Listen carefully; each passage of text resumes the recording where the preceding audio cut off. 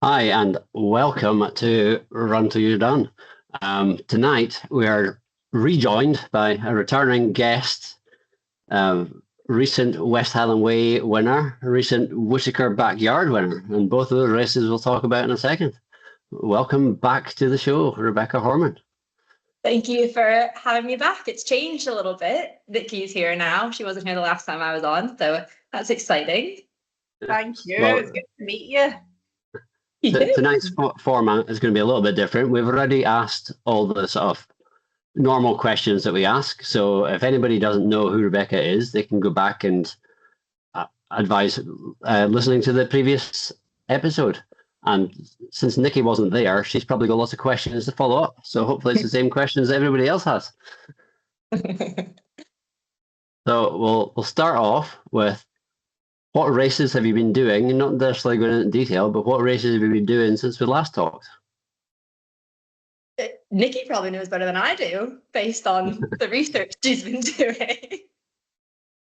Funny you mentioned that. I have your DUV record right here. My goodness. A printout and everything. Right, you go ahead. You might be able to name them if I can.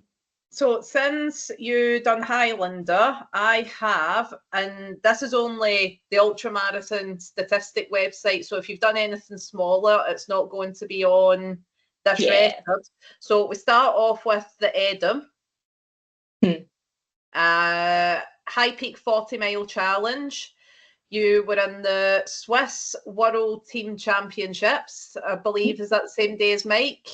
Yeah. Malaysia UTMB, Winter Spine Challenger, which I will definitely be asking questions about as well. The Pennine Barrier Ultra, the Witiker Backyard Ultra, and just at the weekend there, West Highland Way Race. And without even saying how you done on them, you've done quite well, haven't you, on them? Yeah, I guess so. It's been, I mean, you've named it right there, and I just, a lot of time they kind of fade out of my memory, but it's quite a few ultras since the last time we spoke. But yeah, it's been crazy. It's been going well though. So to get back on track, not that we have a track, we'll start with probably Spine Challenger North.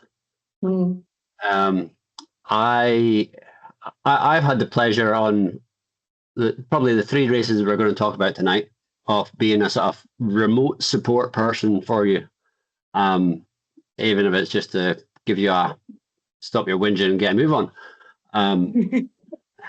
So Spine Challenger, tell us what happened in that. Gosh, obviously it's a massive event, 160 miles of it, and I think kind of the story behind it really was that so with Spine signups and stuff, obviously they time it, at a time where everybody's excited about the race. So I think they normally do entries about 2 weeks later, and I was obviously with the buzz of the Spine race, and I thought that looks tough. I don't think I can do it. So I'll give it a go. So I signed up for it, completely forgot about it. And there's a lot of kit with the Spine.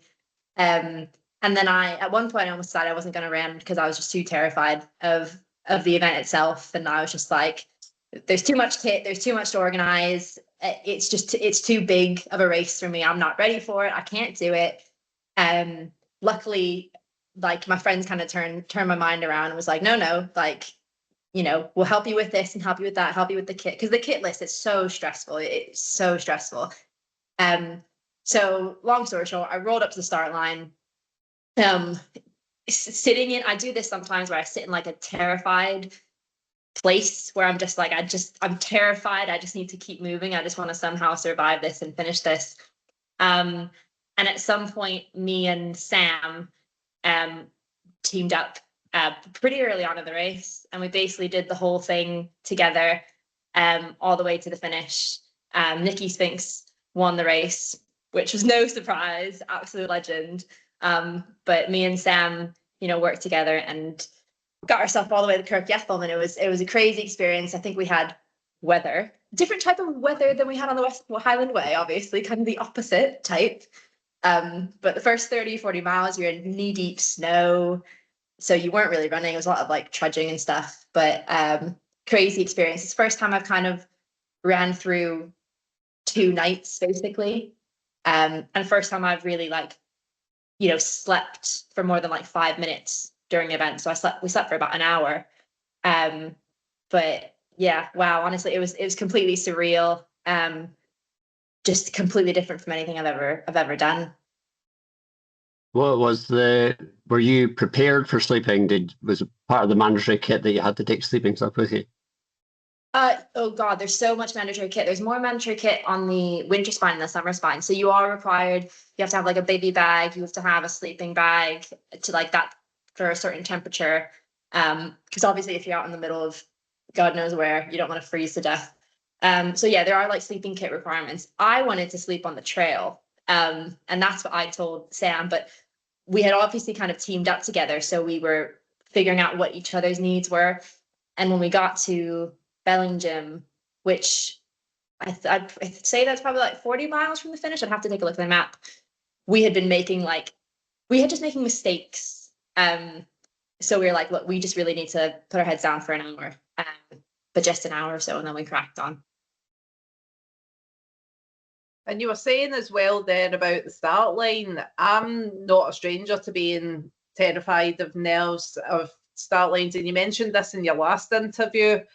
How do you get over that yourself? From you're saying that you just didn't want to do it, and then you got to the start line and kept busy. So what helps you to get started? I don't think so. For the races that really terrify me, and I am more and more trying to make a point to run the ones that really scare me. I don't really have a solution, really. I think it's normal to have that fear. And as Mike will say, fear is what the same chemical mix as excitement, isn't it? But a lot of the time it's literally just go through the motions. Just make yourself go through the motions, because I think the worst is like the 48, 24 hours before, going to the race, like staying the night before. You just have to go through the motions and get yourself there and trust that your body knows what it's doing. And once you're kind of in the rhythm, it'll be okay. But yeah, I haven't really found a way of making it better. It's not a bad thing though, to have a bit of, fear, because, it means I'm not underestimating the challenge, because stuff like that should not be underestimated at all. And with the mandatory kit that you had to take as well, did you already have a lot of that, or did you have quite a big spend that you had to buy everything or acquire things, borrow things? How did you go about that? You can spend so much money on the spine. Yeah, I had a lot of it. I just had to splurge. I just had to buy it. I borrowed quite a bit of it. But like, for example, your sleeping bag, you have to, so the better quality kit you get, the smaller it's going to be, probably, which means the lighter and smaller your pack is going to be. Because you see some of your fastest runners, they look like they're carrying almost nothing, but they've still got all of the kit. So yeah, I had to buy a lot of it, and it was kind of that gamble of, I want something light, but I don't want to spend too much money on it. Am I going to use it after the race? Am I just going to sell it? I have a friend who's ran the spine quite a few times, and he kindly gave me like maps and goggles and a poo shovel and all that type of stuff. But a lot of it I did buy. And I will resist the temptation to ask if you used the poo shovel. I did not use the poo shovel. Is the mandatory kit for the full spine the same as the Challenger North? Yeah, it's the same. Obviously, you're going to want more stuff in your drop bag, but that's up to you. So the Challenger North was a recce. I mean, yeah. I mean, most people, what they do is same as like the Devil and the fling. Fling.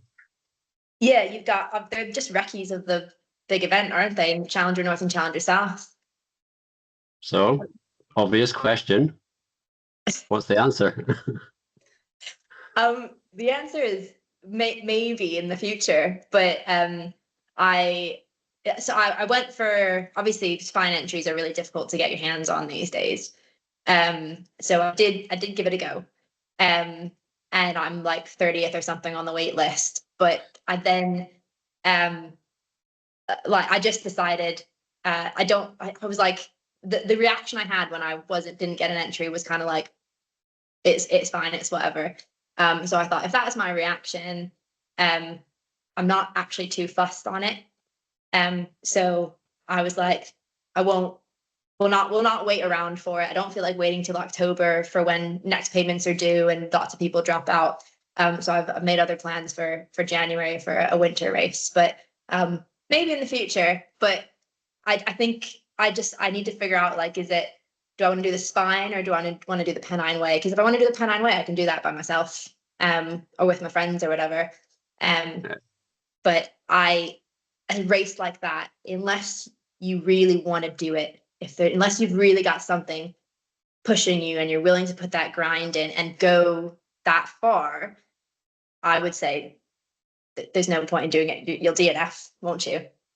Yeah, but it sounds to me like your reaction when you got into the Challenger North, you just went, yeah, whatever, I'll think about it later. Sounds pretty similar to your reaction to being on the waiting list for the full spine. Just putting that idea out there. I think you're not wrong, but I think it's different because a waiting list isn't an entry, is it? Mm-hmm. So there might be a bit of a coping mechanism with when I got into Spine Challenger North, or a lack of realization. Whereas if I got into the full spine, I have more knowledge now, don't I? But it is something for me to think about, isn't it? But I've already made January plans, so it doesn't even matter anymore. Plans can change. Is there a minimum amount of notice that they have to give you when you're off the wait list? Is there a point where it closes? Because surely you would have to know, for a race of that magnitude, you need to have a certain amount of prep for it. I don't know, but what I do know is last year I went and did some recce's in December, after Christmas in December, and the spine is mid-January. And I ran into someone in the Cheviots, and you know when there's a spine runner, and we just had a quick chat, and he said that he'd gotten a spot about a week before, so he basically got a spot a month before, and had taken it. So I don't know, I haven't looked into what the rules are for that, but that did happen, yeah. And just before we move on from this race, is there any advice that you would give to future winter spiners? I've got a couple of friends that are about to take on the full challenge, but any good bits of advice for them for the second half at least? I think the spine, they do such a good job of, it's called Britain's most brutal, and they do this amazing job of making it seem like the hardest challenge you're ever going to take on, that the weather's going to be relentless, you're going to be in snow half the time, it's going to be freezing cold. I think that the best, so it's scary, which was I was scared by it, but I think people who they have to remind themselves that you've done those conditions before. You've done a winter ultra, I mean, you probably will have if you're thinking of doing this fine. You've done a winter ultra before. You've been in those conditions. It's just a longer extended period. It's just a couple of ultras back to back. The checkpoints are 30, 40 miles apart. Sit down, reset, refuel, change your clothes, So it's just break it down, and it's completely doable. And one of our previous guests, John Kelly, not name dropping there or anything, he said that he remembers seeing you and Sam near the finish line. What was it like seeing him fly by when you're almost at the finish. Do you mean Kim Collison? Was it? No. Who is also a previous guest, might we add. Not that we're name dropping that as well. because Kim, so when we were at like Hut 2, Yeah, Kim came from. it might have been Kim. Well, yeah, we've had so many great guests that are. I think you mean I think because Kim won it in January. That'll be it. Yeah. So me and Sam, you have an idea, like at the checkpoints, people kind of tell you, and there's a bit of a buzz, obviously, and obviously, like you've spoken to Kim, and there's the whole story behind how many times he's attempted, the spine and the the backstory there, and so everybody was cheering him on, like cheering him on, and we were very aware of that. He should probably be coming behind us soon. And we were kind of like, always watching our backs when we were going through the Cheviot. We're like, he'll be moving faster than us anyway, even though he's been out there for longer. But yeah, it was such a wonderful moment. We had just left Hut 2. The sun had kind of set, headlamps were back on, and you could hear the cheers from Hut 2, and he was making his way up the hill, and he just zooms by us flying. He didn't stop. And I think it was that moment of, I don't know him personally, but you just like almost pride in someone that you don't know. And yeah, it was incredible to see. We didn't see him again. He was long, gone by the time we got to the finish. But no, it was a really cool moment to kind of be a part of. And I think I'm still kind of glad we were still on the course when he was finishing up. Yeah, it's about 10K from the finish, I think. I think how long did we have to ask him as well at the time, and I'd like to ask Spiners, when you get to Hut 2, that's 6 miles, is it, round about that? How does that feel, knowing you've done all that distance, like yourself, 160 miles, full Spiners, 268 miles, it's a long way. Does it feel like, oh, it's really, really close, or does it still feel so far away? I think the last chunk of a race normally always feels longer than it is. Mm-hmm. I think it depends how you feel at that point. I felt good. I was moving. Probably I had a bit of codeine, so I was very happy. But yeah, I was feeling good and moving. But yeah, it did feel relentless because I hadn't recce'd the last section. Sam did know the last section. I think if I'd known the last section, I would have been, it might have felt shorter because I would know, because there's a lot of hills in the last section. But I was just like, she was like, there's one final hill. And I'm like, is that it? She's like, no. All right, okay. Is that it? No. Is that it? No. But yeah, I think you're desperate to get to the finish. And then once you get up that hill, there's this moment of just like, oh my goodness, we've done it. Like, we are here. And then touching the wall it's like, yeah, it must feel incredible for full spiners. It felt amazing for me running the north, but yeah. I didn't even run it, and it was incredible to touch the wall. I visited it. Similar thing. How long did that last 10K take you? I don't know, but I'm sure you're going to go find the stats somewhere, aren't you? I can do. I bet it felt like a day, but it was probably a couple of hours. Yeah, I hope it wasn't a couple hours. I like to well, while I go and check that, if I can find it, the other question I was going to ask was foot care. You said you started in knee-deep snow, and I think the weather got better as you went along. So did you have blisters? How was trench foot? Anything like that? I'm trying to think back on it because I've probably blocked it all out. Don't think I know. I think I had blisters. Obviously, that was just that it was going to happen regardless.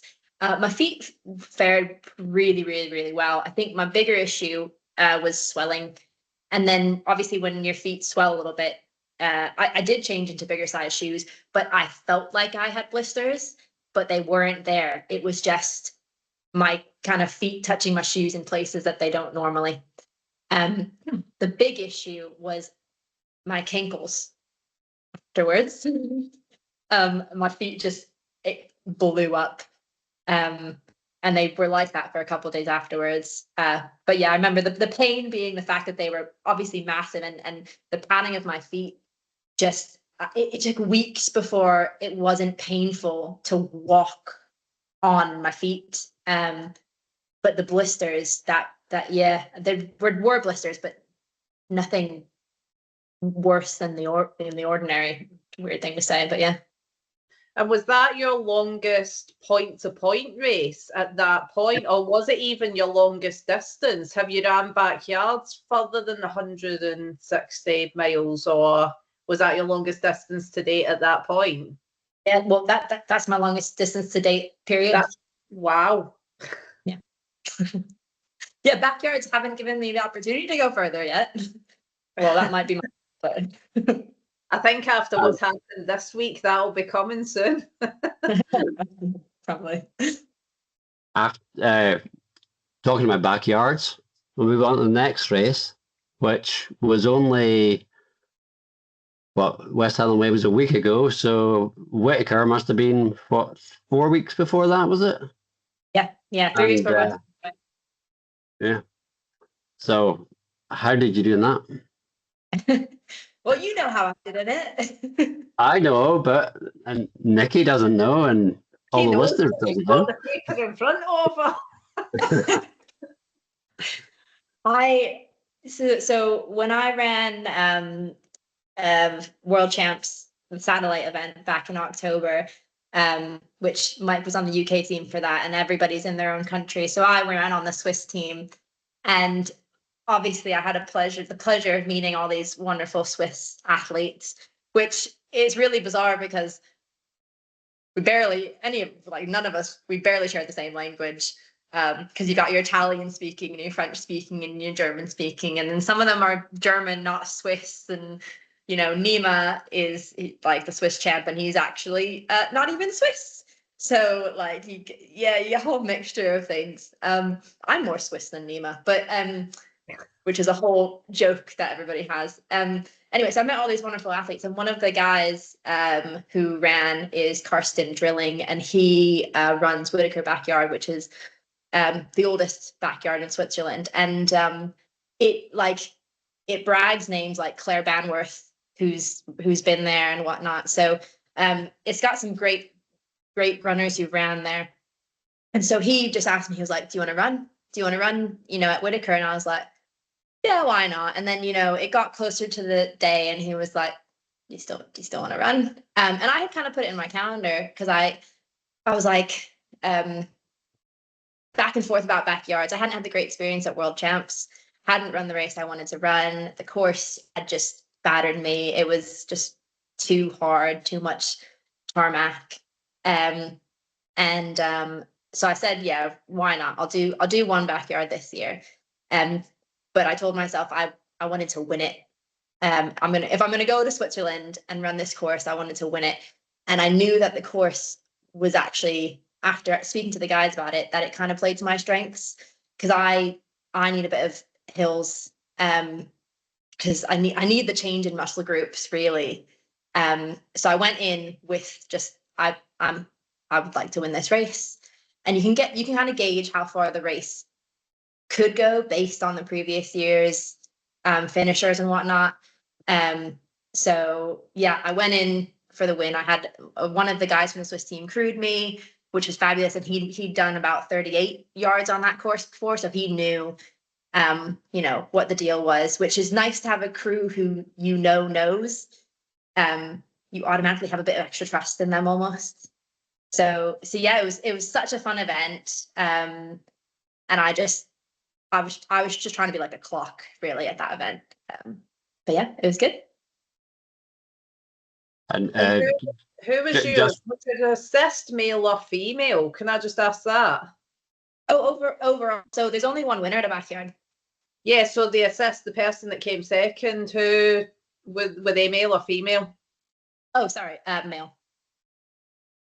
And was there like competition? Like, did that person, were they really wanting to win? And no, so Mark Schneider, he's a fantastic ultra runner, and he won this backyard the year before, I think. And me and Mark had a conversation. Mike knows the story because I was messaging him about it. So basically, I when it got down to, I think it was like 28 or 29 hours, I had told my crew obviously what I wanted. And my crew had spoken to Mark's crew, saying, Rebecca kind of wants to do this. And obviously they had relayed that information to Mark. So Mark slows down because he was running fast loops. He was running like 40-minute loops. And I ran like 52, 53, 51-minute loops. So he slows down and we have a chat, and he just goes, you want to do like 48 hours or four into 40s? And I was like, yeah, I'd like to. And he just goes, well, I've got work on Sunday. And the race started on Thursday. So he was like, I've got work on Sunday. So I could probably go until Saturday morning and then get some sleep. I was like, okay, so we'll do Saturday morning. And then I was like, cool. And then I was like, yeah, but if we do Saturday morning, don't we just want to do 48 hours and go until midday? I was like, all right, okay. Because that way we'd take the course record as well. So he's kind of thinking about it. And I thought when we ended that conversation that we were going to go through the night again, because that's the impression I had. And then I also, Mike basically said to me, you just have to stay steady. He's told you he's got work on Sunday. So, as long as you're prepared to go longer than he is, because he needs to go home and sleep, then it's your win. And then I think the sun set on the second night, and he told me that he was getting cold and, struggling to say warm and whatnot. I'm not having it, to be honest with you. Like, I know he's an incredible runner. I know what he can do. But I think he just didn't want to be there anymore.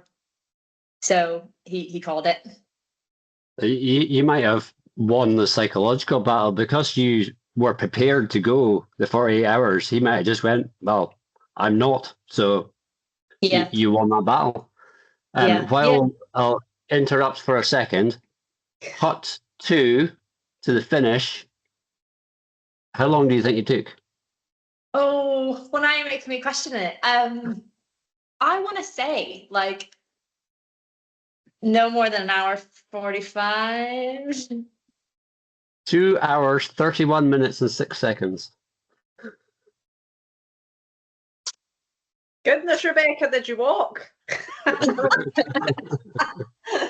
Maybe. Well, you'd have walked faster than me.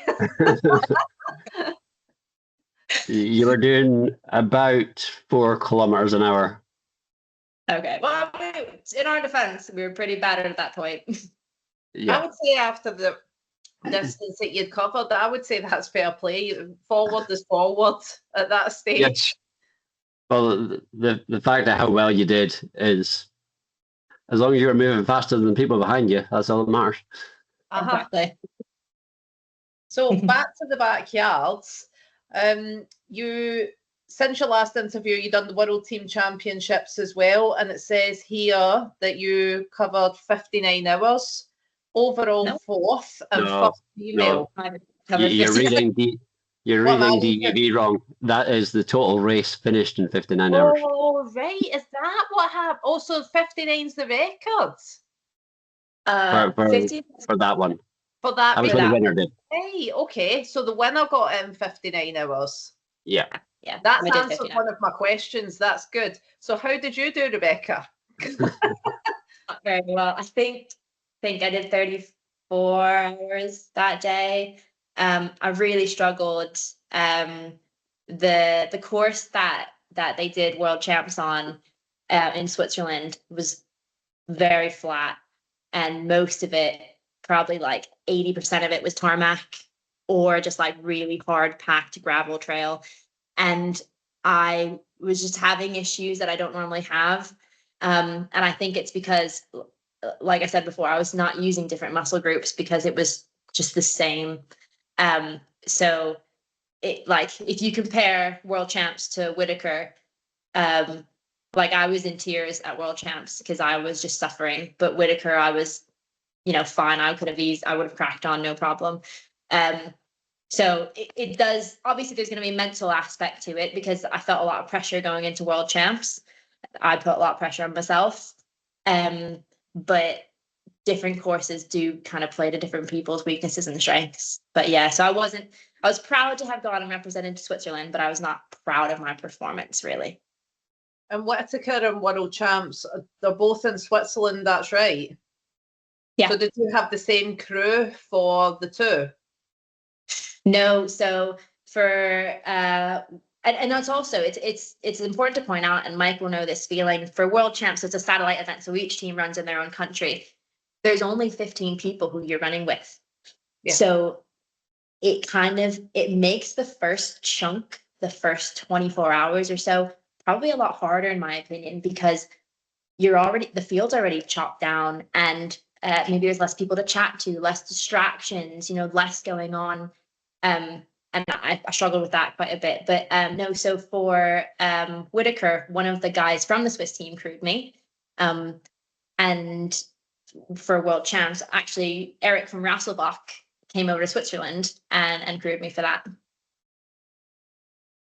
I'm just looking at your record as well, and you've done quite a few backyard ultras. Do you have a favourite one? Probably Witiker, to be honest with you. Highlander was good fun. I really enjoyed it because everybody was just such a fun vibe. And that's my PB backyard. So I did 36 at Highlander. But I think Witiker is my favorite just because it felt like machinery. It felt like it just felt like clockwork, physically, mentally. It was just execute, and that's how it happened. Do you think you've learned something between the races so that's why it became clockwork, because you've learned it? I would definitely like to think so. Yeah. And maybe more mentally and how to approach it. I think I struggle, and I've said this before, I really struggle with boredom on backyards. And one of the things I've started to tell myself, not even at backyards, in these longer events in general, is like, this is my world right now. This is where I'm at. Don't think outside of it. Don't think in the past. Don't think in the future. This is where you are right now. Settle into this space. And that really helps, because I find that the more than I'm thinking about, oh, what am I doing next week? What am I doing tomorrow? What have I got in the future? I start thinking about when it's over. And when you think about when it's over, you're thinking about the finish, aren't you? You're thinking about, sitting down, taking your shoes off, not getting back up. And once you plant those thoughts, it's the beginning of the end, really, because you're kind of giving yourself that out option. And in your last interview with Mike had mentioned that you walk from the start line. Do you use that same tactic for every backyard that you do? Now I do. Yeah, I did it at Witiker. I did it at World Champs. I did it at Highlander, which a lot of people on the West Highland Way, that's what they said to me. They're like, oh, you're Rebecca who, walks in and out of the corral. And I was like, oh, right, okay. Yeah, I do. I think I picked it up from Suffolk, around Suffolk one year, and I saw John Stalker walking out the corral right at the back. And I think there's so many benefits to it. It's not for everybody. Mike will run his loops completely differently to how I run my loops. And so we're all completely different, but I find that it just keeps me calm. It keeps me controlled. And it just reminds me that I need to run it my way, to not get caught up in everybody else. Obviously, I panic on the first loop if I don't know the course, and I'm like, they're gone. Like, I don't know where I'm going. But it just reminds me that, like, I have my pace. I will stick to my pace, and that's my plan. So I need to stick to it, and it will. For sometimes it works in the end. And one thing I noticed between different backyard athletes is with the watches, how do you record? Do you stop the loop at the end? Do you pause your watch, or do you just let it keep running? I just I do a lap every time a new loop starts. Right. Yeah. I don't know how people record it and save it and restart a new activity every time. Gosh, that also Strava spam. Like goodness, like you'd be like scrolling like loop 1, loop 2, loop 3. I mean, I know people do it, but I'd forget at one point. So yeah. It looks more impressive when you record 200-300 kilometers as well on Strava. Yeah, exactly. Yeah, I leave my watch going. I don't see the point. Yeah. I did find it was in the World Team Champs at Suffolk. My watch was always about 3 seconds too fast compared to the race clock. So Yeah. I stopped it and then started it again in time with the race clock. Yeah. I mean, it is important to have it in sync because 3 seconds can be a long time. Yeah. It could be. Yeah. And I can imagine you've done all these different events at different times of the year, different countries. With your fueling, does that change depending on weather and where you are and how you're feeling? Fueling is, wow, such a tricky field. I don't know. Generally speaking, I'm pretty open to. I'm not that picky of an eater, so I tend to try and eat whatever I can eat. I stay away from like dairy stuff when I'm running, but I don't really know, to be honest with you. Like at Witiker, I ate a lot of sandwiches, like a lot of salami sandwiches. Cool. I've never done that before. Never eaten salami sandwiches at events, but it was fine, and I loved it, and I enjoyed it walking out the crowd eating a massive sandwich. At the Spine, obviously you stop when you load up on your lasagna, which is when I texted Mike and he was like, "Get off your phone." And also, so obviously you're loading up on like meals when you're on the Spine. Shorter events, I mean, eat like pretzels, potatoes, like sweets. I drink like a carb drink a lot of the time, but to be honest with you, people always ask, "Oh, what do you eat?" I have some staple things that I like to eat, but I might rock up to the checkpoint and they've got something that looks nice and I've never had it before and I give it a go. Like, because sometimes the one thing that I really like, I'm not having it for whatever reason. I don't want it that day. Which you can ask me about that on Highlander because nutrition on Highlander was just a minefield. But yeah, I think it's always changing. So I don't think I'll ever figure out what specifically works. But I'll always try to go back to the staple things like pretzels. Amazing. Yeah. I actually love that you're saying you would go to a checkpoint and, oh, there's something new, I'll try that. Whereas there'll be a lot of people listening to this going, oh my God, she's crazy. But I'm really bad at eating. Really bad at eating.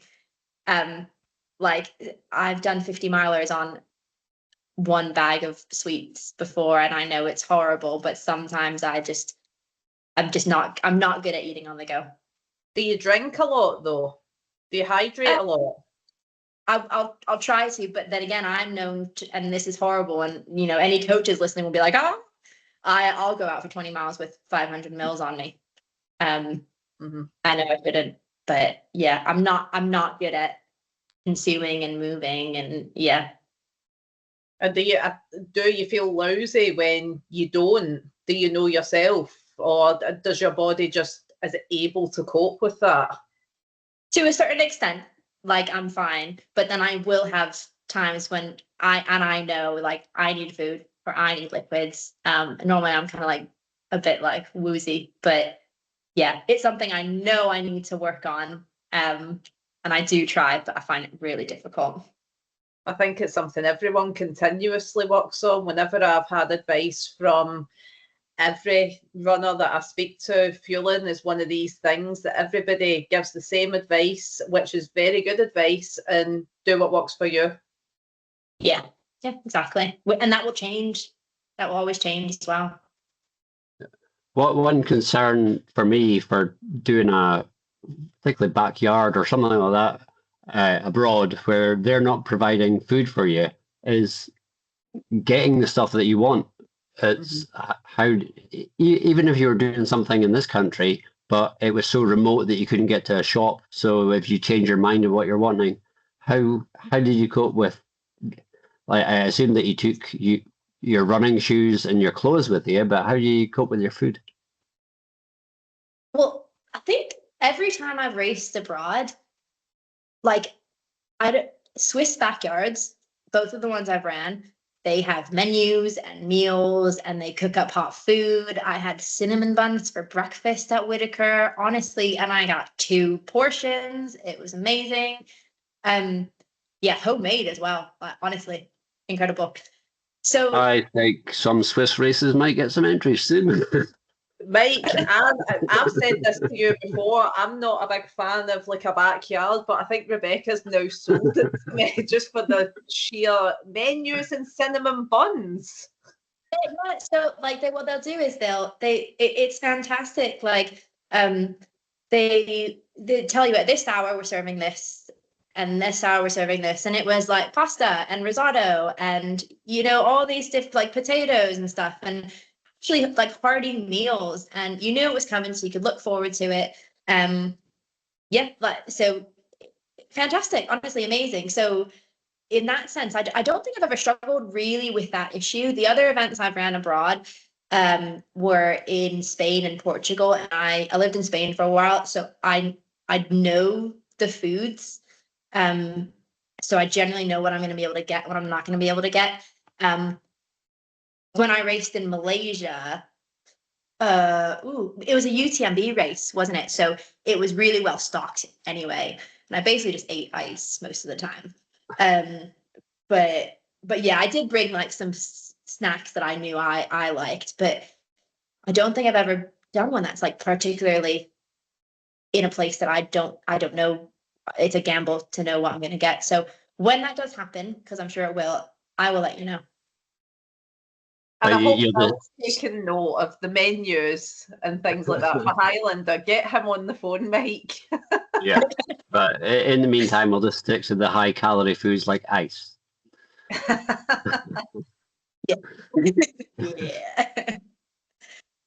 I ate ice at West Highland Way. How many portions of Alston lasagna did you have? Oh, that's the question. I think I had 2 or 3. Nice. It's good. Really. Yeah. So, moving on to things that happened a bit not long ago. Can't think of the right phrase. Last weekend was West Highland Way Race. So you'd said to me beforehand, you were just, I'm not worried about it. I'm just going to finish. That's all my aims. And I think I told you otherwise. But tell us about the lead up to the West Highland Way. Before we talk West Highland Way, I have some. I'll talk you through this because if people aren't watching this. So I've got my goblet. Ooh. And when I left, I was gifted Iron Brew Unicorn Tears.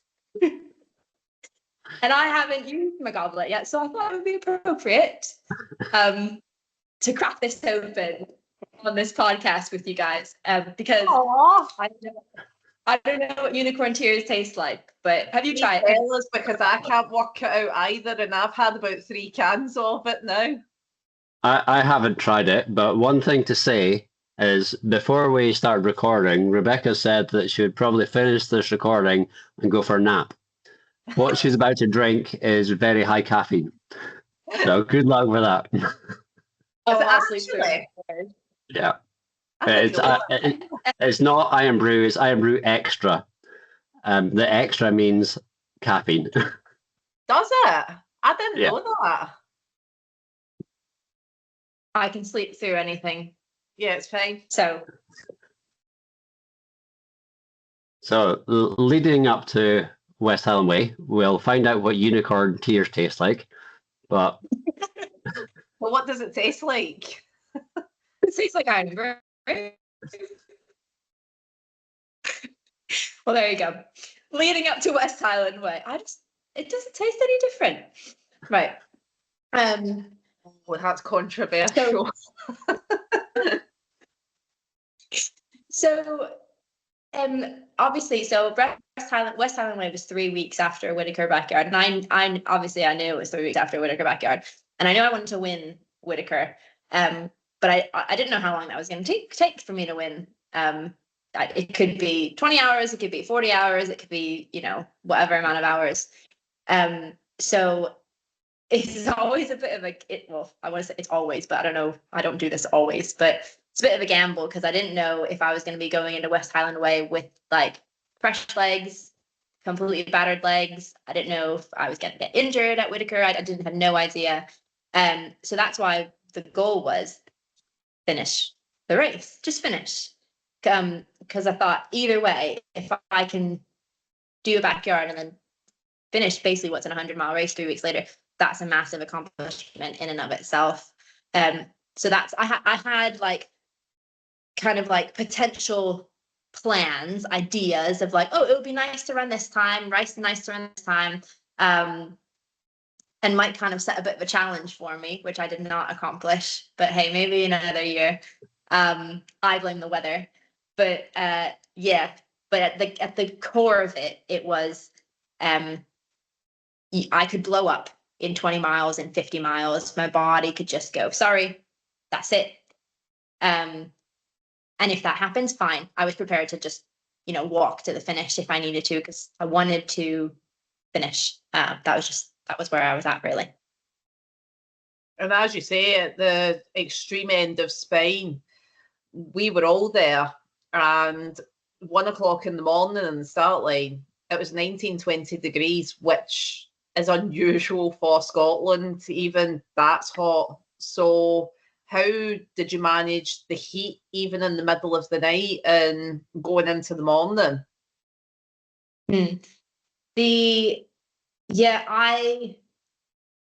I don't think it didn't really hit me until obviously the sun started rising and it got a bit warmer. I think it helps that you cover such a great amount of distance before you get to the hottest part of the day anyway, because it starts at 1 a.m.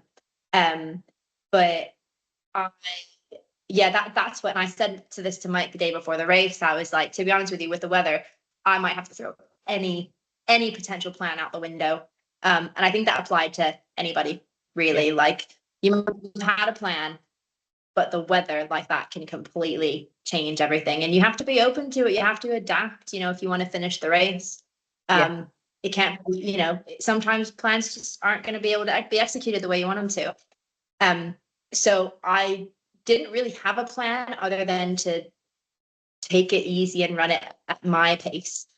But I knew that probably my best bet was just continuously cooling myself off. So I just kept on, dunking myself in the streams and rivers and whatnot. Every time there was like some water, I just, throw it over my head and the back of my neck and my legs, just to stay cool. And it was quite overcast, so that helped, because I think it kind of tricked my brain into thinking it was cooler than it was. Whereas if it had been sunny, I think it would have been a bit different and I would have struggled quite a bit more. Just before we go on, Iron Brew Extra is not extra caffeine. It's got the same amount of caffeine as normal Iron Brew, which is 30 milligrams per can. The extra is it's extra flavor and no sugar. Right, it does taste. So I'm downing this now. So it tastes a bit different than like regular Iron Brew. Not that I drink Iron Brew on a daily basis or anything, but it's not what I would imagine unicorn tears to taste like. I would think they'd be a bit saltier. Unicorns are sweet though. Tears. Suppose. Did you know that unicorns are the national animal of Scotland? I think I did know that, actually. Whoever decided that, I don't know. You might know. No idea. But anyway, back to West Island Way. So I do have like a lot of questions about the weekend, as you can actually imagine. I'm trying to do it in order because I was going to ask you about Lochside, which I will get to, but before Lochside, you hit Conic Hill. One of the biggest things I struggle with is the descent coming off that. So what shoes did you have on? Because I'm on the hunt for some. I don't know the name of them off the top of my head. They're upstairs and they stink. I need to dump them in the wash or whatever. I don't. Well, that's the other thing. Do people still dump? I dump my shoes in the washer, but I think it breaks the washer when you do that. You can get a bag that you put them in, or put them in a pillowcase. That's what I used to do. Yes, I'll probably do that. I'm sponsored by Craft, so I'll mainly wear Craft kit. So it's I wish I knew the name of it off the top of my head. But yeah, they're great shoes. They're kind of like a lower drop shoe. Really good grip. And they've got like a bit of a toe protector box as well. So I like to be closer to the ground. So you've heard me say Innovate before. I love an Innovate shoe. Absolutely adore an Innovate shoe. So this is probably like the closest Craft shoe I can find to looks like an Innovate shoe, feels like an Innovate shoe. But yeah, so I found it was all right going down Conic Hill in those. Obviously you take it slow because it's not a nice path. And you don't want to ruin your race. You don't want your race to end 20 miles in. That would be horrible. But yeah, I find them all right. If it had been a bit more wet, I don't know if I would have struggled a bit more. But I'll send you the link to the shoe later. We'll put it in the show notes. The trail coming down the steps from down Conic Hill have been done up recently. I know that you did a recce a few months. I don't know how long ago it was.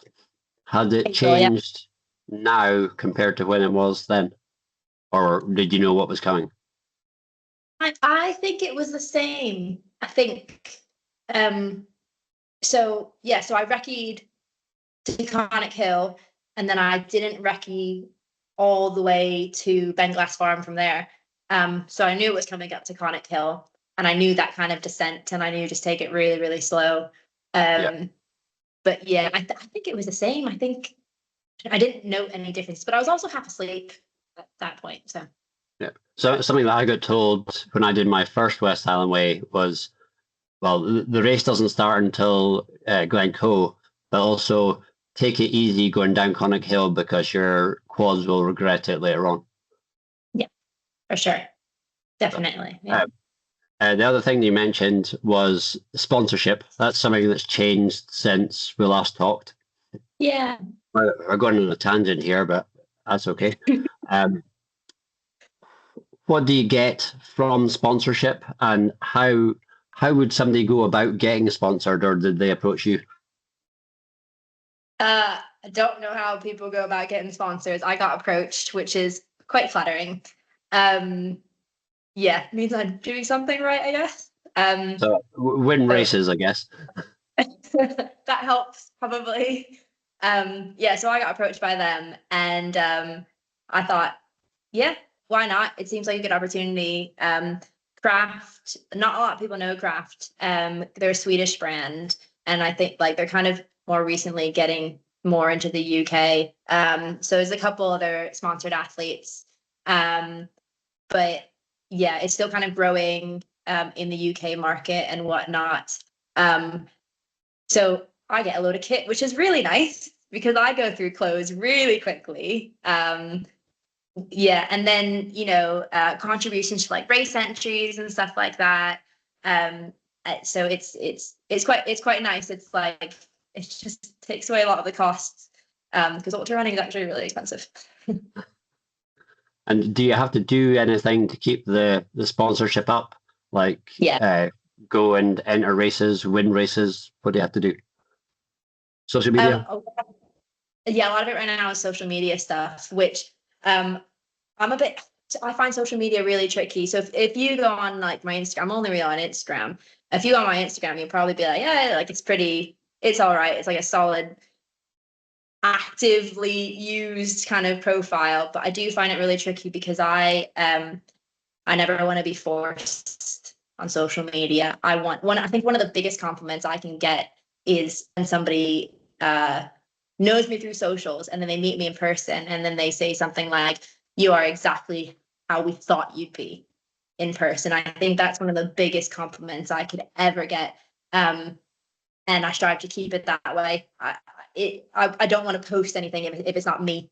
I don't want to post it if it's forced. And I think there's a bit of a gamble when you've got a sponsor and you do have to, put mentions and, stuff like that. So it's a bit of a weird balance that I'm trying to figure out as we learn more about what it looks like being sponsored. But yeah, figure that out.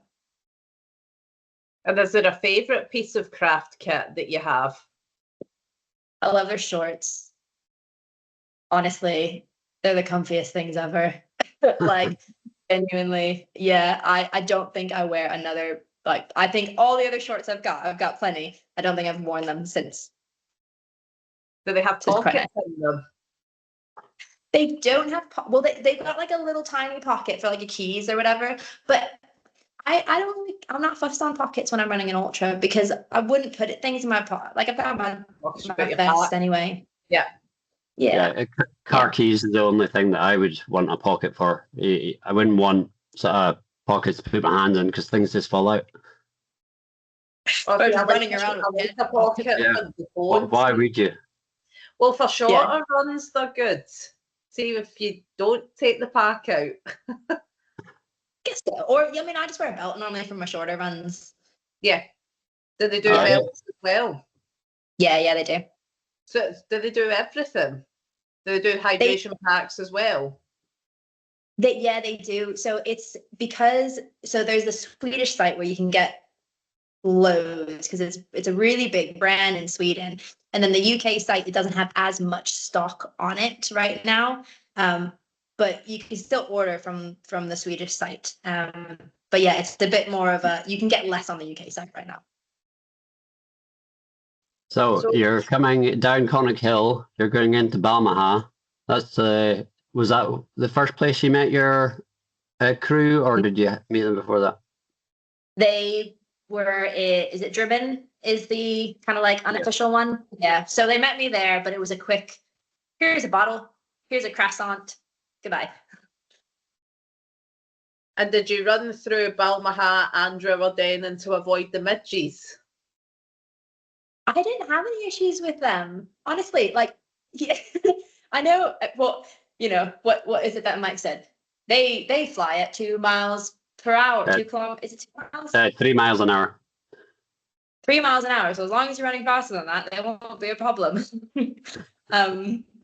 So yeah, I was aware, and obviously I had some stuck on me here and there, but no, I didn't really. They weren't. I'm sure I ate quite a few without knowing it. But yeah, I don't know. So I think maybe people big it up a little bit because maybe here's my theory. You get a lot of that from the crews. The crews are going, oh, the midgets are hot, but that's because a lot of time the crews are stationary, aren't they? And they're waiting, so of course they're gonna suffer. So that might be it.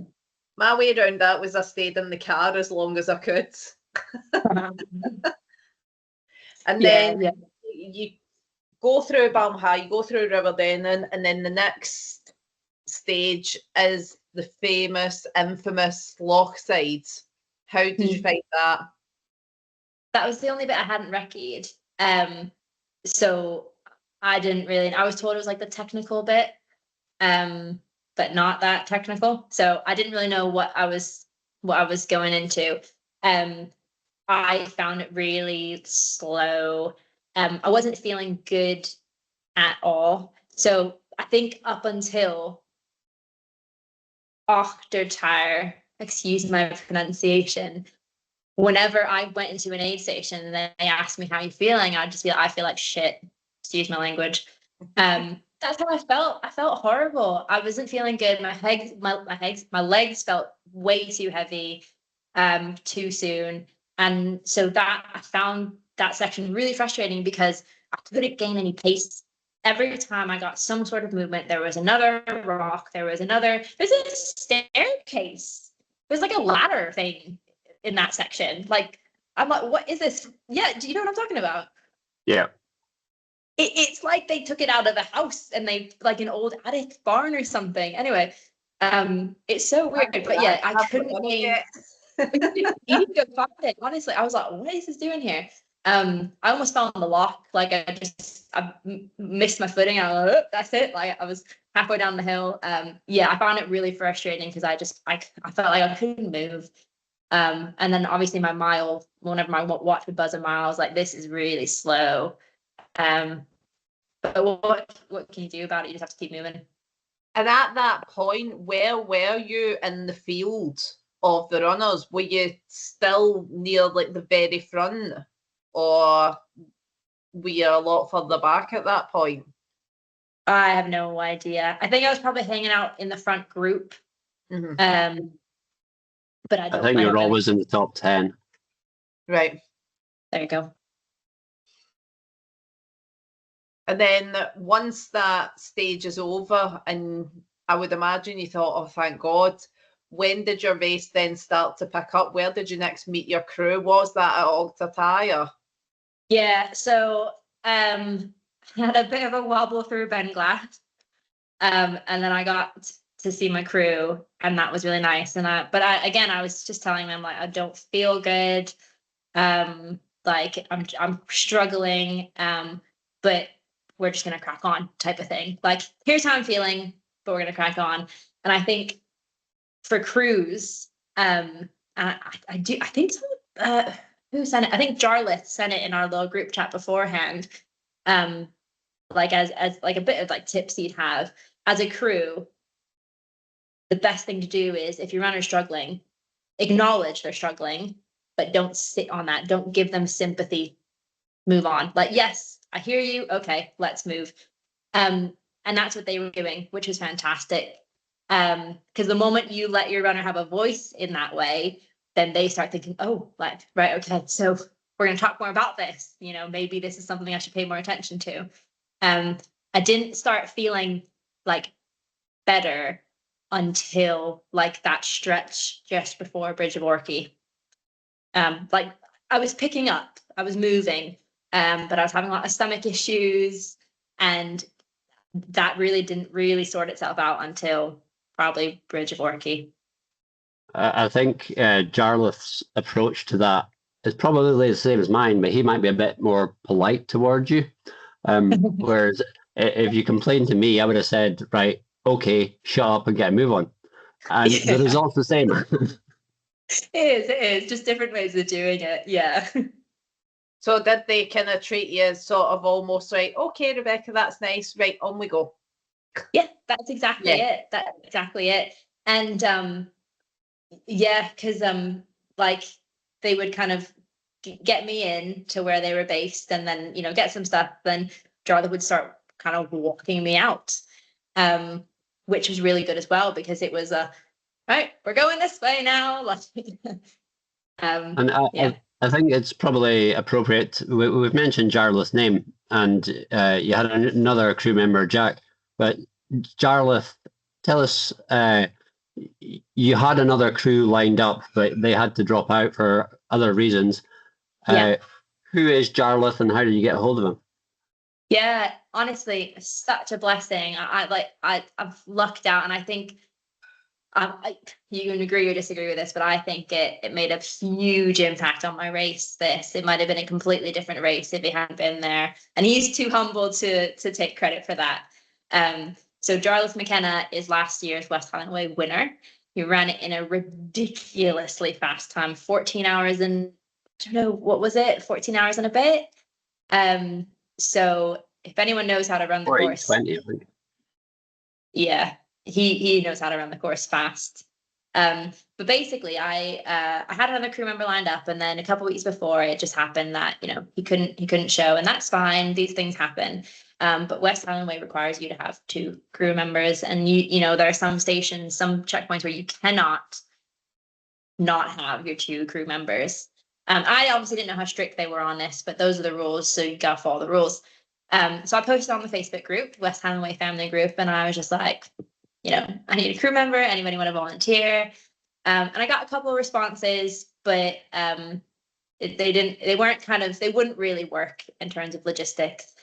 And then I think the post was up for not even 24 hours. And I had just put this all over social media. Everybody was so kind. They were messaging me like, I can offer this, I can offer this. And like, people were kind of like, oh, like if you don't get someone, let me know. I'll ask X, Y, Z. And, I asked Mike as well. And I got this message from Jarlath McKenna.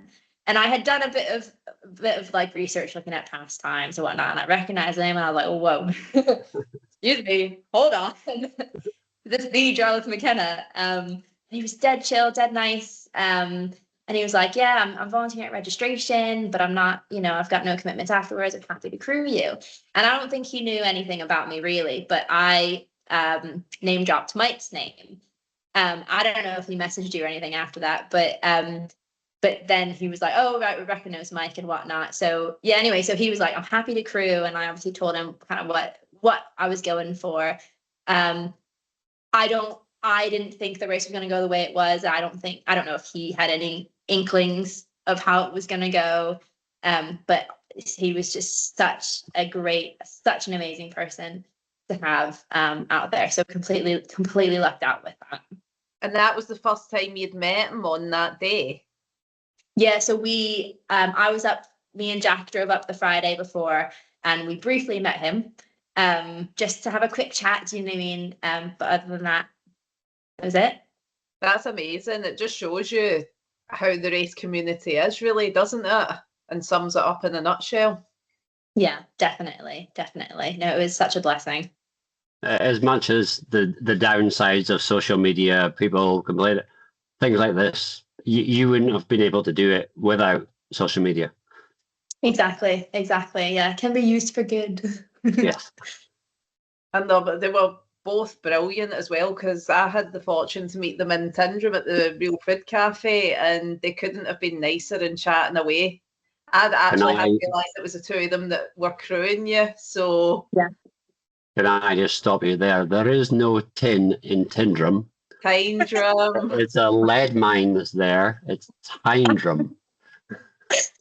You need a sign, but just going, there is no tin in Tyndrum Airport. Yeah. Tyndrum. Yes, exactly. At any point during the race, did you ever have to get your feet sorted out? Did you have to change socks, shoes, anything like that? So I wore the same shoes the whole way through. Mm-hmm. I changed my socks a couple of times. That's because I was getting in water. And I was like, to be honest, I probably could have done a better job, but every time I was putting water on me, obviously I was dumping it on my feet as well by accident. So they were getting drenched, and obviously I was aware that if my feet were going to be wet, that would probably cause some issues. So I did change them. I think I changed socks I think I changed my Octatire. I think I changed my Bridge of Orkney, and I think I also changed them at Glencoe. I might not have changed my Bridge of Orkney. I don't remember. But yeah, so I changed them probably 2 or 3 times. I did have some lovely blisters coming up, but I just ignored them and just cracked on. And did you have, was it craft socks, or did you have different brand of socks? So I'm not the best planning type person. So I ended up grabbing like Caramore socks from Sports Direct. So, probably the cheapest running socks you can get. And I wore those. There you go. And then you get to and you say that you get your second wind, or it picks up for you. Anyone that knows the West Highland Way race, that once you pass Bridge of Orkney, you get to the best hill in the whole race. Yep. You got to have something to aim for.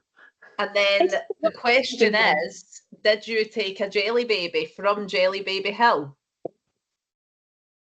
I got 2. Oh, and they were rationed as well. I put in a request beforehand. So I think they're Vimto, purple Vimto ones. And they're actually really good. And then once you get that, at what stage is it, do you take the lead? Do you know you've taken the lead at any point during the race, or do you just keep going? Again, Mike was an eyewitness to all of this. Like, you were at such a key location, actually. It's kind of cool. So when I came into Bridge of Orchy, Jarlath was buzzing, like super excited.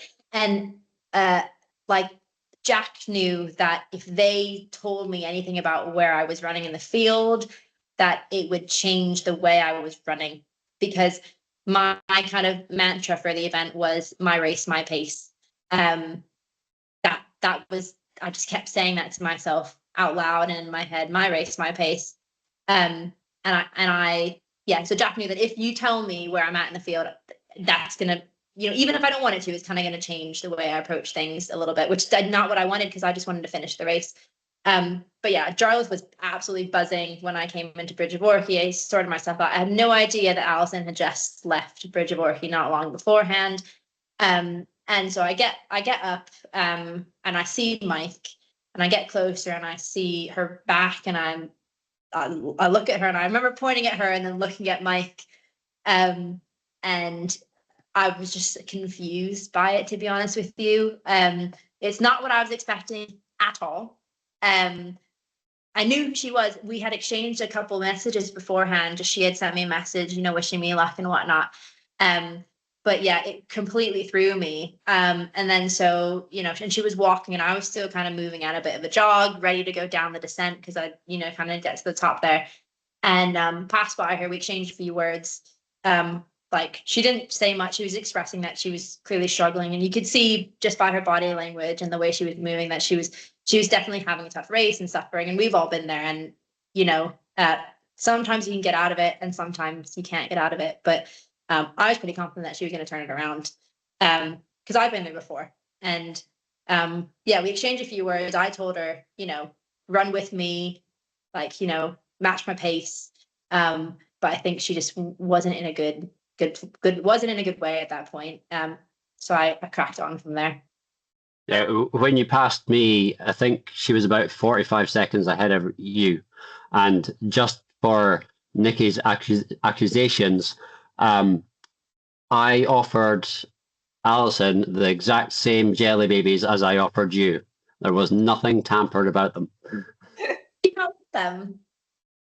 Did you give Alison a rogue jelly baby? No. So you pass Alison, who you know yourself as an incredible athlete in herself. That can't not change your outlook in the race, I would imagine. So after that, do you have the sense of always looking behind you then at that point, and it's like, right, I'm coming first, so let's crack on? Or was it still my race, my pace? Yeah.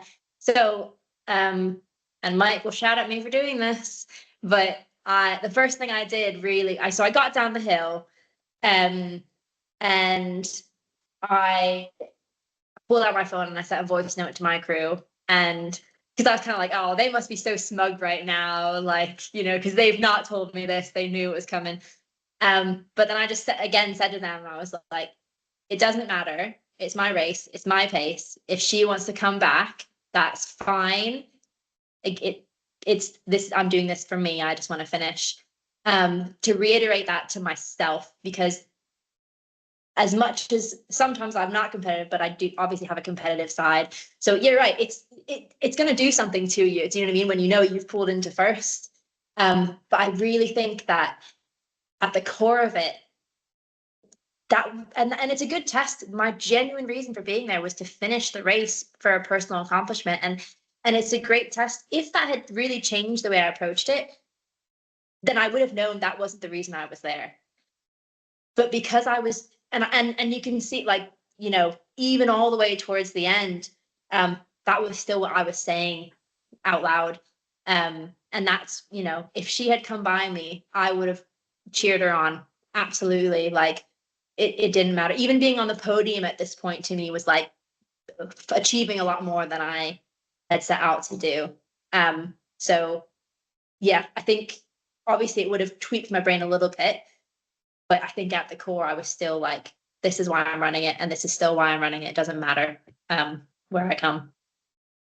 Something that I said to you before the race was the course record was it 17 hours 19 or something like that, and I said if somebody's capable of beating that, good luck to them. They deserve it. You stick to your plan, and that's it.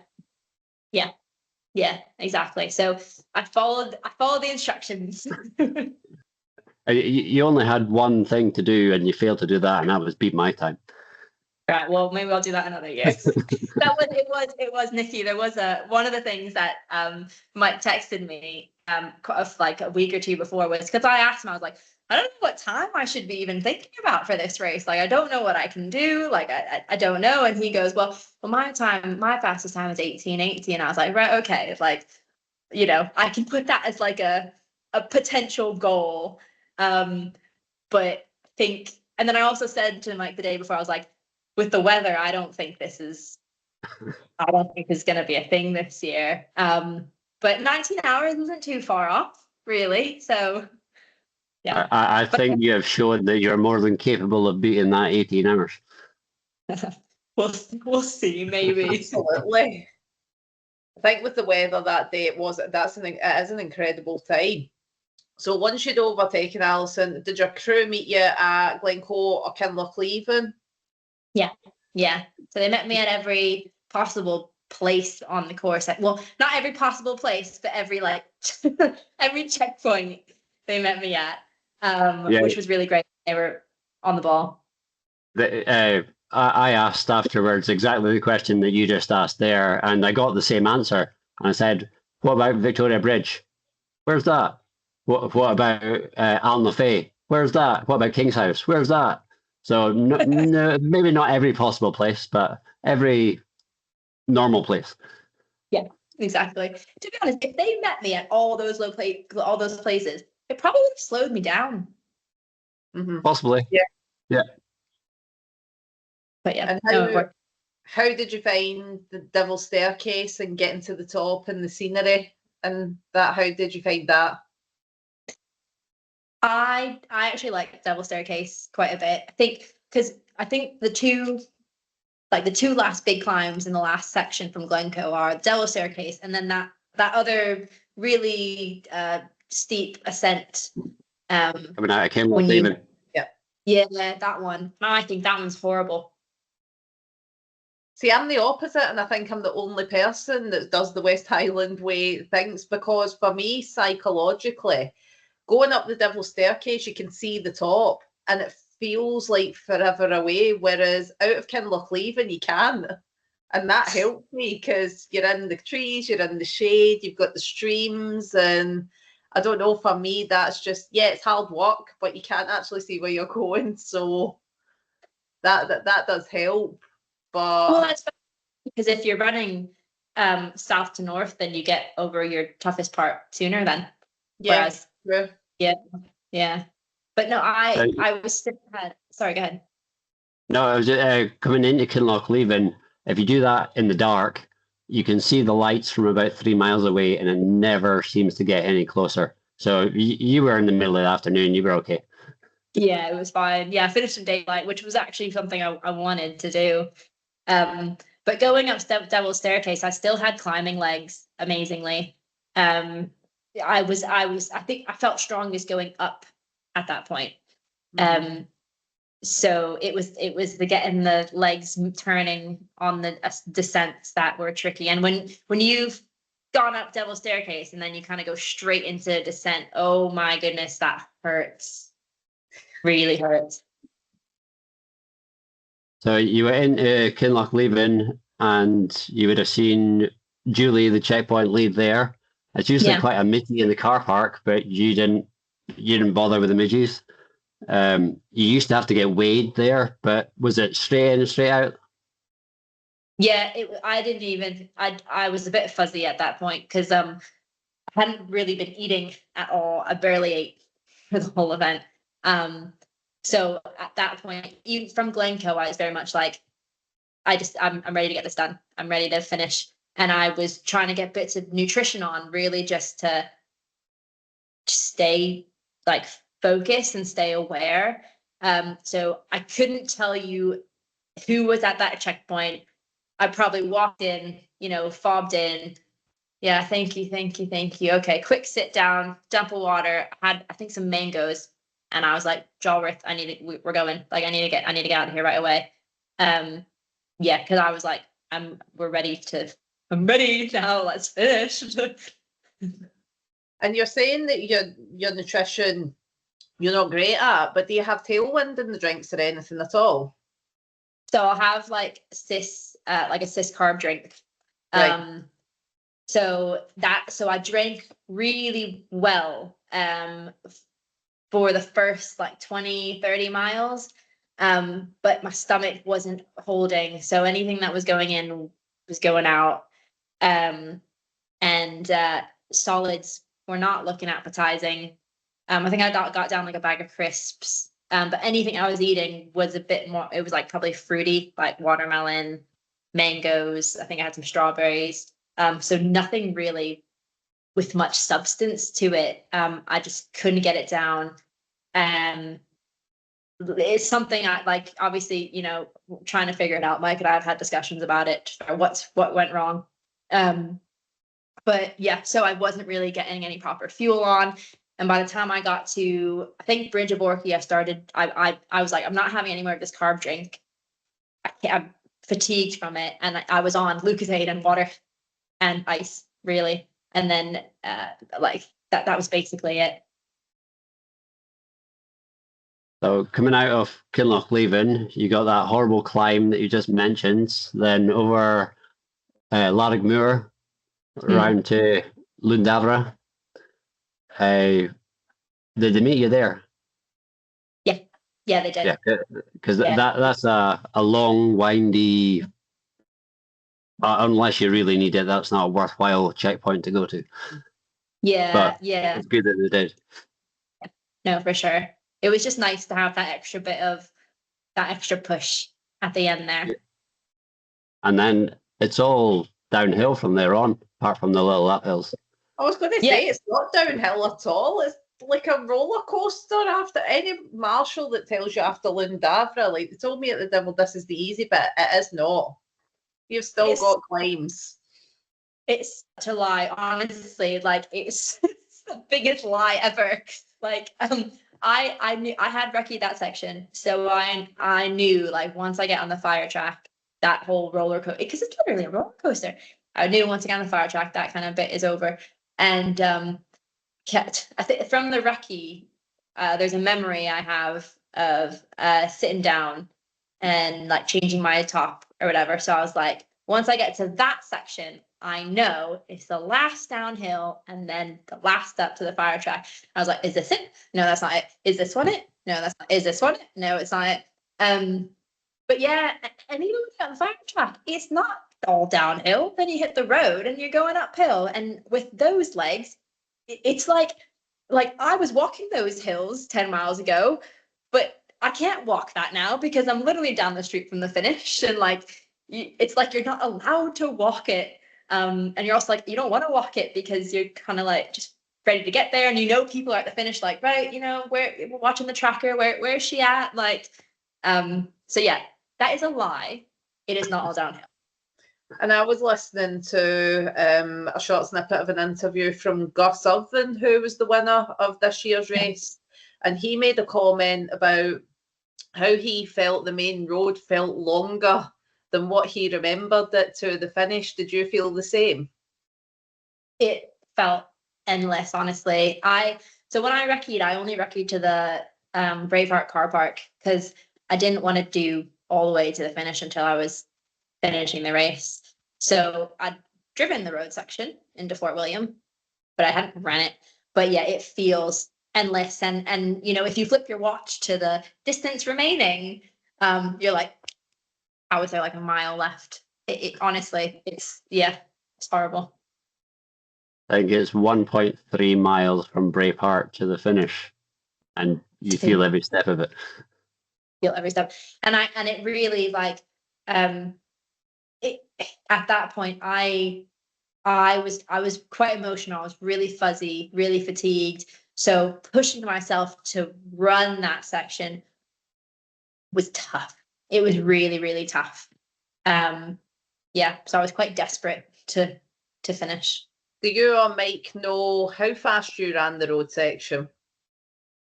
Quite slowly, probably. I've not looked. So you get to the bus station and Morrison's, and you're running along to the sports centre. And coming along, you see the marshals, you turn the corner to the doors, you've won. How does that feel? So Jarlath came out and kind of met me for the last bit, as a lot of people do, which is so lovely to like be there for your runner. And he was just like, he obviously saw I was at the end here, just kind of like, I need to finish. And he was like, oh, you're almost there. It's going to be so worth it. Just round here. Like, it's going to be so worth it. And I run in, and obviously I've seen photos of the finish line, like indoor finish and stuff. And obviously not too many people were there. But that didn't matter. And I just, like, you know, when you want to cry at a finish line and you tell yourself, you're like 3 miles before, you're like, yep, I'm just going to break down in tears at this finish line. And I was holding back tears for the last probably 6-7 miles, because I was just absolutely battered. And it wasn't a feeling of like, oh my goodness, wow, I've just won. It was like, I need to sit down. And I think, and I've probably said this before in regards to the West Highland Way, was because it was not even, it wasn't even something that I thought would happen. I didn't really, winning it was not even, it hadn't crossed my mind, quite honestly. So it didn't really click. Probably still hasn't really clicked, but yeah. So there was no like triumphant, like, oh my goodness. It was like, okay, I finished. I need to sit down now. Like. And do you get to take the trophy home? Yeah. Oh, that's so cool. You got a goblet, a cup, and a trophy, and you've got to give the cup back. Yeah. That's so I've got to get. Yeah. Yeah, I've got to get engraved. Yeah. The last 4 miles you were doing just over 8-minute miles. That's all right. So the ones before that, there was a mile 90. That must have been Lundavra. That was a 17-minute mile. So you must have stopped there for. So yeah, it's all on Strava for everybody to go and see. Long at Lundavra, but I think when you're waiting for a checkpoint to come, so you're kind of like running a bit, and then you're like, oh my gosh, where's the checkpoint? So you walk a bit, and then you're like, oh, I'll run a bit, and you're like, oh my gosh, where's the checkpoint? And then you walk a bit. I think it might have been doing that. And I remember passing a runner, and I thought the runner was part of the race, and I was like, oh, you're almost there, and he didn't respond to me, and I was like, okay. And I later found out that he was not part of the race.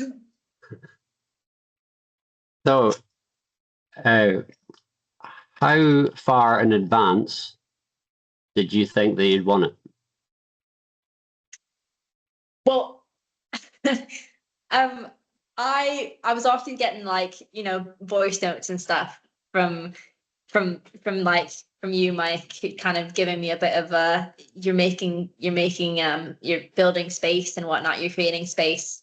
But it was, even when I was running down the fire track, I was waiting for someone to just cruise by me.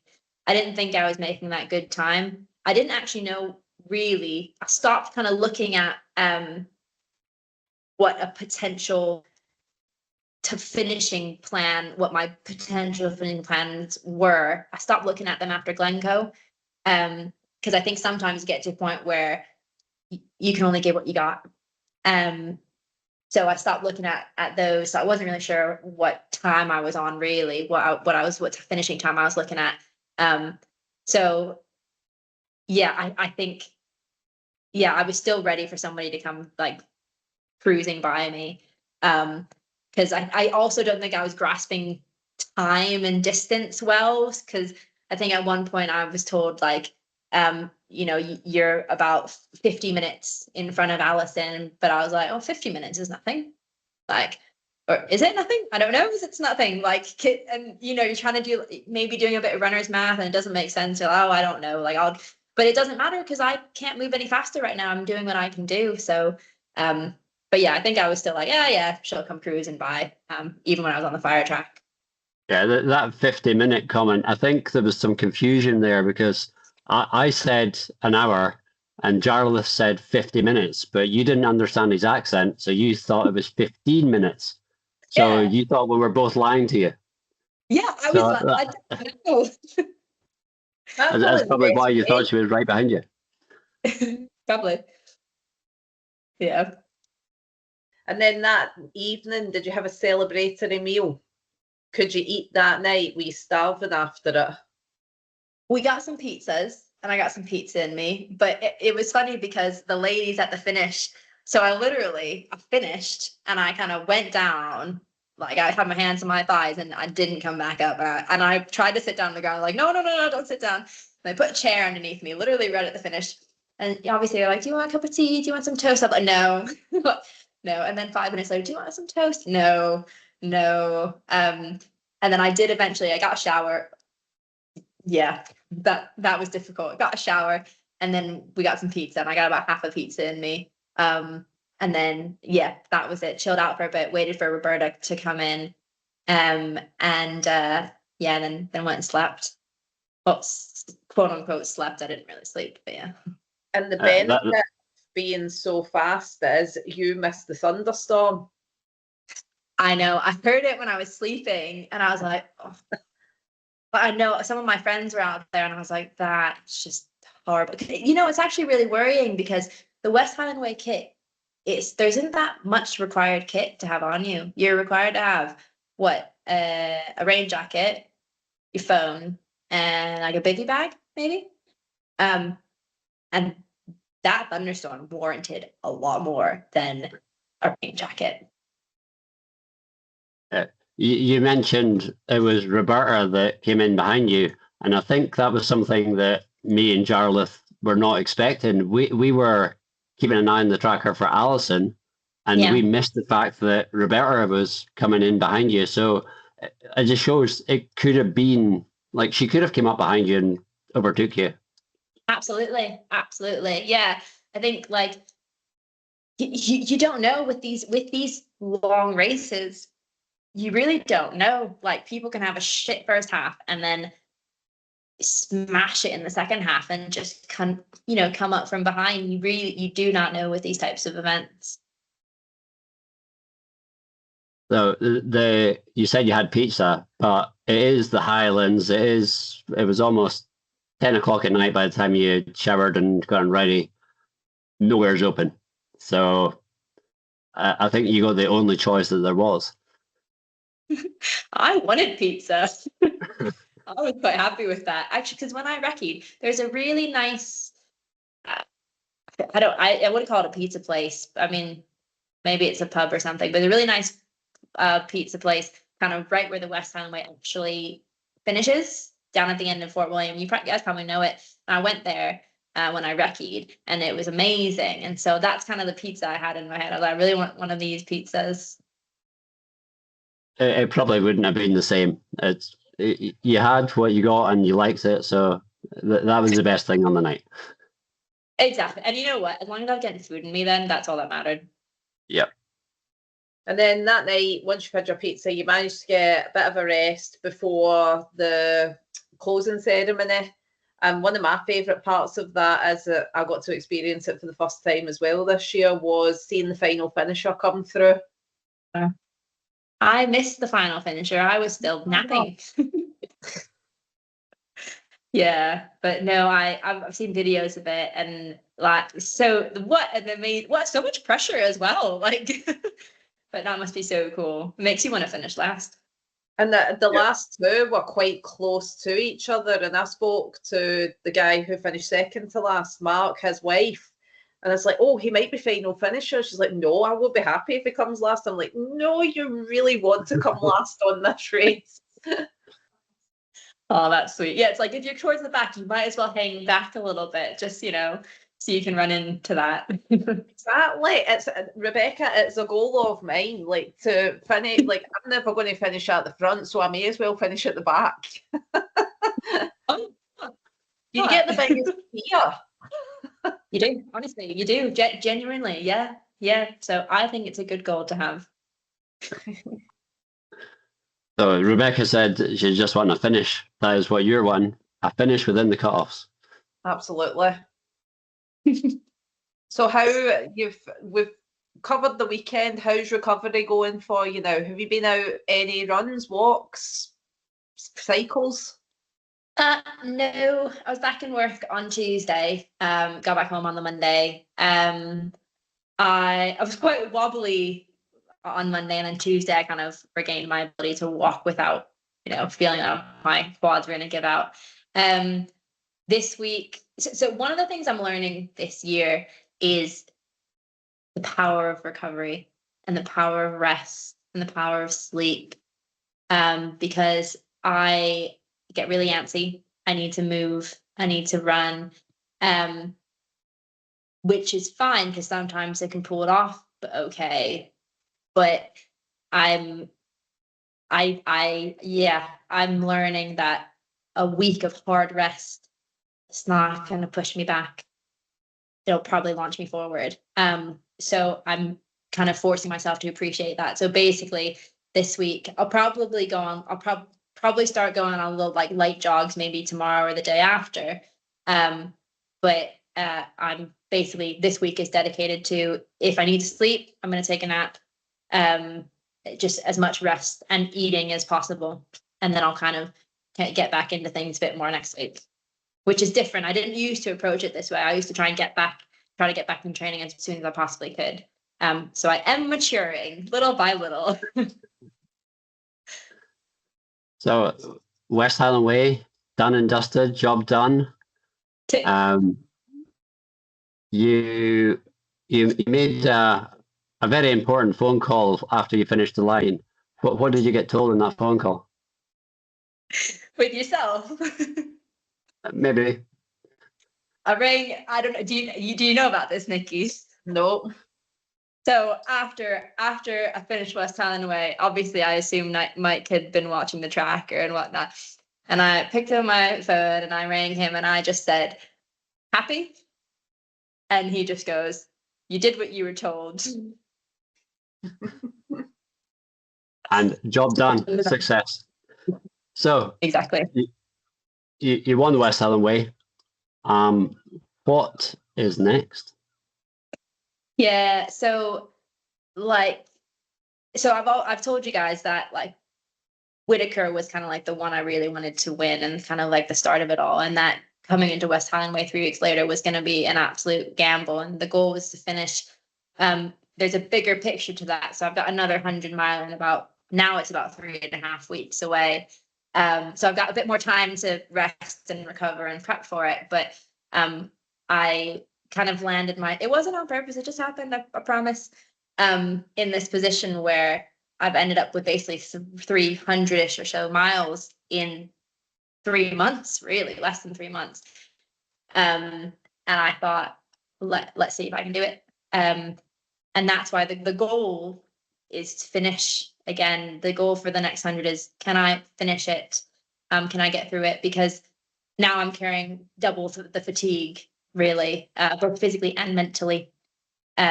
So another 100 in about 3.5 weeks. And then after that, we'll probably be doing a lot of chilling. So it's a personal challenge that kind of created itself. I didn't, start the year with this intention of, let's see if I can do this. But I figured, let's give it a go.